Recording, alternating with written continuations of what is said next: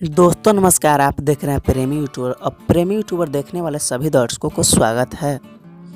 आप लोगों को एक बात बता दें कि हमारे गायक अभिनेता प्रमोद प्रेम यादव जी का एक बहुत ही सुंदर गीत आप लोगों को एंटरटेनमेंट के लिए रिलीज हो रहा है, जिस गाने का नाम है यारवा रोवे। इस गाने की राइटर हैं दीपक देशमुख जी और इस गाने की म्यूजिक डायरेक्टर जेपी तिवारी, संगम स्टूडियो बक्सर। और ये गाना का रिकॉर्डिंग यादुकुली रिकॉर्डिंग स्टूडियो आरा में ये गाना रिकॉर्ड हुआ है। और कल यानी 8 मई को सुबह सुबह 6:30 में ये गाना का audio song SRK music channel पर रिलीज हो रहा है। तो आप लोग तैयार रहिए ये गाने को बवाल मचाने के लिए। और आप लोग इस गाने को पोस्टर को देखकर बताइए कि आप लोगों को ये गाना का पोस्टर कैसा लगा।